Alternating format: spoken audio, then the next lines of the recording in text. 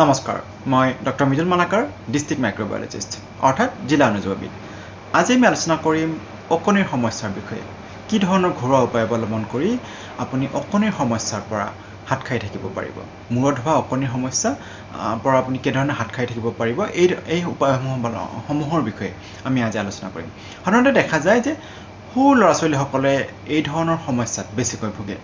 সৰু ল'ৰা ছোৱালী সমূহে কি হয়, একেলগে খেলা ধূলা কৰে অন্যান্য লগৰীয়াসকলৰ লগত, বা তেখেতসকলে মূৰৰ লগত মূৰৰ কণ্টেক্ট হয়, চুলিৰ লগত চুলিৰ কণ্টেক্ট হয়, বা তেখেতে ব্যৱহাৰ কৰা টুপিসমূহ ইজনে সিজনৰ পিন্ধে, হেয়াৰ ক্লিপসমূহ ইজনে সিজনৰ লগত শ্বেয়াৰ কৰে, ৰাবাৰসমূহ ইজনে সিজনৰ শ্বেয়াৰ কৰে, কেপসমূহ টুপি বা এনেকুৱা মূৰত মৰা হেৰিসমূহ ইজনে সিজনৰ লগত শ্বেয়াৰ কৰে।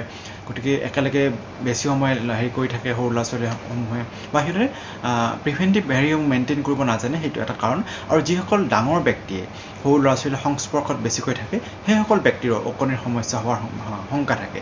আৰু ঘৰত যদি এজনৰ অকণিৰ সমস্যা হৈছে, তেতিয়াহ'লে গোটেইকেইজন ব্যক্তিৰ এই সমস্যাটো হোৱাৰ শংকা থাকে।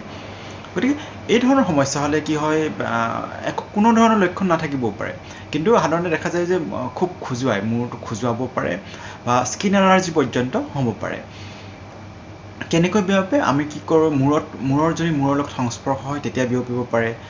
ব্যৱহাৰ কৰা ফণি, কাপোৰ বা অন্যান্য পাৰ্চনেল প্ৰডাক্টসমূহ আমি যদি ইজনে সিজনৰ লগত ব্যৱহাৰ কৰোঁ, এজনৰ পাৰ্চনেল বস্তু আমি অন্য এজনক ব্যৱহাৰ কৰোঁ, তেতিয়াও এই ধৰণৰ সমস্যা অকণি এজন ব্যক্তিৰ পৰা এজন ব্যক্তিলৈ যাব পাৰে।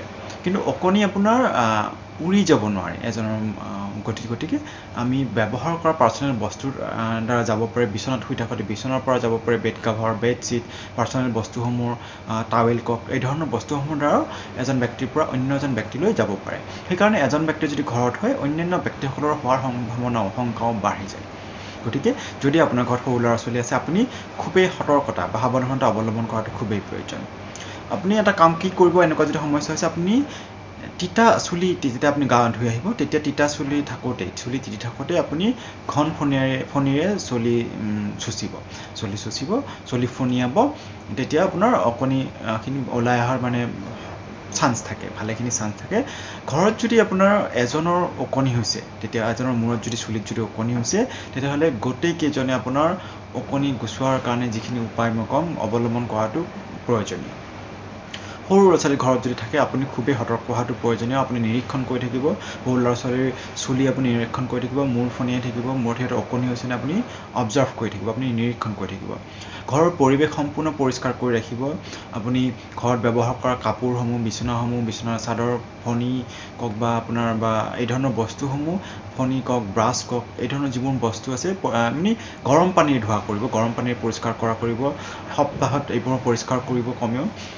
এতিয়া মই ঘৰুৱা উপায় কেইটামান ক'ম। এই উপায়কেইটা আপুনি অৱলম্বন কৰিলে নিশ্চয় আপুনি ইয়াৰ যিকোনো এটা উপায় অৱলম্বন কৰিব, সপ্তাহত এবাৰকৈ কৰিব বা 8-9 দিনৰ মূৰে এবাৰকৈ কৰিব, নিশ্চয় আপুনি উপশম লাভ কৰিব।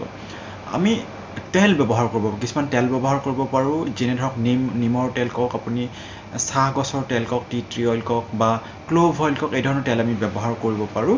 ব্যৱহাৰ কৰি উঠি আপুনি মূৰ ফণিয়াব, তেতিয়া আপোনাৰ অকণিসমূহ ওলাই অহাত বা ৰিমুভ হোৱাত মূৰৰ পৰা ভালেখিনি সহায় হ'ব। কিন্তু আপুনি এইটো চাই ল'ব যাতে আপোনাৰ স্কিনৰ সেই তেলবিধৰ প্ৰতি এলাৰ্জি নাথাকে।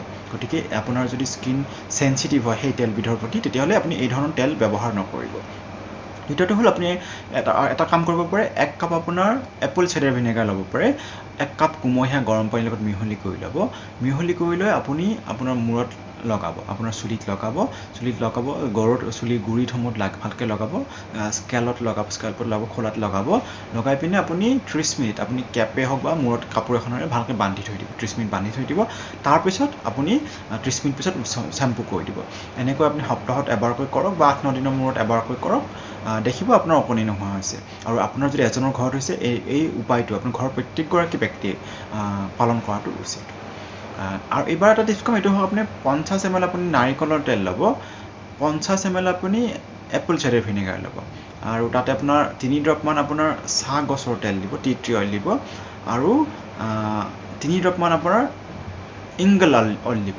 দি পিনে ইনগুলাব অনলাইনত পাই যাব আপুনি ইনগুলাব অনলাইন পাৰ্চেছ কৰি ল'ব পাৰিব 3 ড্ৰপ দিব দি পিনে আপোনাৰ ভালকৈ মিহলি কৰি ল'ব মিহলি কৰি লৈ আপুনি 20 মিনিট সময় আপুনি মূৰত লগাই আপোনাৰ চুলিৰ গুৰিত যাতে লাগে লগাই পিনে 20 মিনিট সময় আপুনি বান্ধি থৈ দিব 20 মিনিট পিছত আপুনি শ্বেম্পু কৰি দিব ভালকৈ ধুই দিব সপ্তাহত আপুনি এইটো টিপছক ফ'ল' কৰক এবাৰকৈ দেখিব আপোনাৰ মূৰৰ পৰা ওকণি নোহোৱা হৈছে আৰু ঘৰৰ প্ৰত্যেকগৰাকী ব্যক্তি কৰিব যদি এগৰাকী ব্যক্তিৰ ওকণি হৈছে তেতিয়াহ'লে কাৰণ গোটেইকেইজন ব্যক্তিয়ে তাত যাব পাৰে আৰু যিহেতু মূৰ নোখোজোৱাব পাৰে প্ৰত্যেক ব্যক্তিৰ মূৰ নোখোজিবও পাৰে বা স্কিন এলাৰ্জি নহ'বও পাৰে গতিকে এগৰাকী ব্যক্তিৰ যদি হৈছে আপুনি পৰিষ্কাৰ পৰিচ্ছন্নত গুৰুত্ব দিব ঘন ফণিৰে মূৰ ফণিয়াব আৰু এইখিনি কৰিব আৰু মই যি 3টা উপায় ক'লোঁ তাৰে যিকোনো এটা ব্যৱহাৰ কৰি চাব নিশ্চয় আপুনি সুফল লাভ কৰিব আজিলৈ এইখিনিয়ে পৰৱৰ্তী পৰ্যায়ত আকৌ এটা বেলেগ বিষয় লৈ আপোনাৰ সন্মুখত প্ৰস্তুত হ'ম ধন্যবাদ নমস্কাৰ